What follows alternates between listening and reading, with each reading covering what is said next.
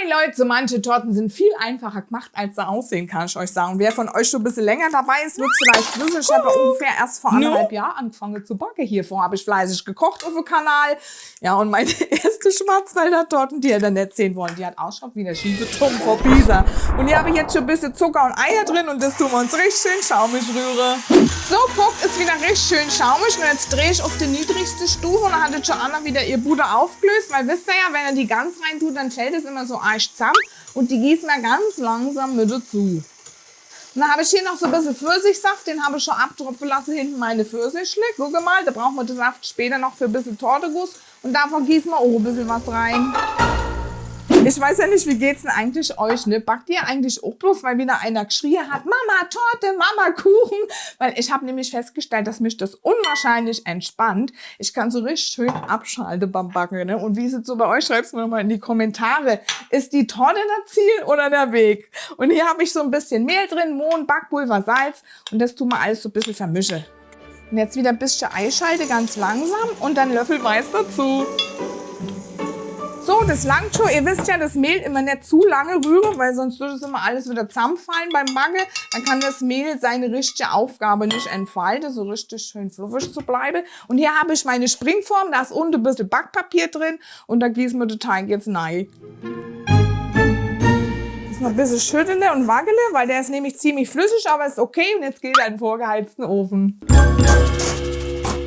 Torteboden ist jetzt schon abgekühlt, den habe ich schon auf der Torteplatte platziert und dann brauchen wir unser Torteringle, das hauen wir wieder drüber, machen unseren kleinen Hebel hier ordentlich fest. Und jetzt habe ich hier ein bisschen Saft von meinen Pfirsiche aufgefangen, da machen wir uns jetzt den Torteguss. Da habe ich jetzt hier ein bisschen Tortenguss in hellen und den Zucker drin, weil da muss man nämlich ganz schön aufpassen, das könnt ihr nicht einfach so in die Flüssigkeit reinschütten, weil da flockt es nämlich. Da tut er jetzt einfach so ganz einen kleinen Schuss rein und rührt es erstmal vorsichtig ein.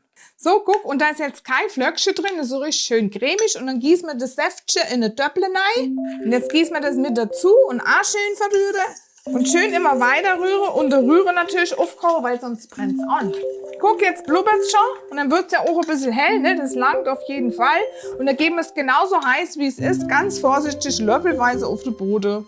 Ich freue mich ja auch immer so wahnsinnig über eure lieben Kommentare und auch die E-Mails und Zuschriften. Viele von euch haben auch viele Jahre gar nichts mehr gebacken oder haben sich noch nie getraut ans Backen ran. Und dadurch, dass ich das immer so einfach hier erkläre, ja, da haben schon einige von euch tolle Sachen gemacht. Und es klappt tatsächlich wirklich toll und ich habe so viele schöne Bilder schon gekriegt von Kuchen und Torten. Und man kann ja mit Torten und Kuchen auch die Männer glücklich machen. Das ist immer so schön, wenn ihr so ein paar Süßschnäbel daheim habt. Ist schon was Tolles. Und man ist einfach immer in der Küche ein bisschen kreativ. Man kann mal ein bisschen abschalten. Mir macht das auch unwahrscheinlich viel Spaß.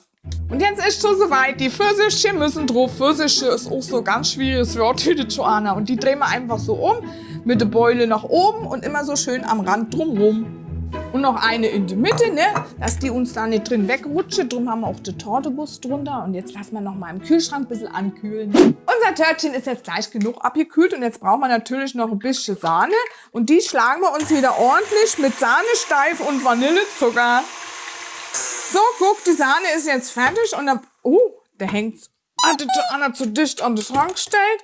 Und dann brauche ich noch so ein kleines Büppelchen später für die Deko. Das fülle ich mir dann einfach mal hier ab in so ein Spritzbeutelchen mit Tülle, ne? Und dann heben wir auch noch so ein bisschen Mohn unter, ganz vorsichtig, gell? Und dann geht's schon drauf aufs Törtchen.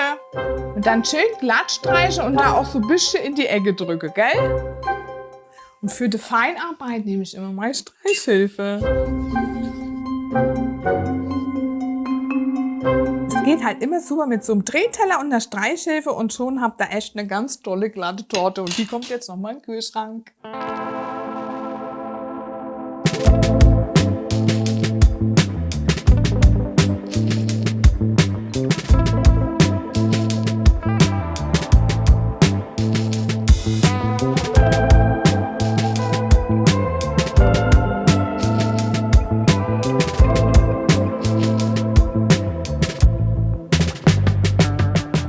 Meine Güte, ich bin immer wieder so begeistert und freue mich so auf den Anschnitt, den Moment der Überraschung. Aber ist er nicht herrlich? Macht's unbedingt nach. Ciao, macht's gut!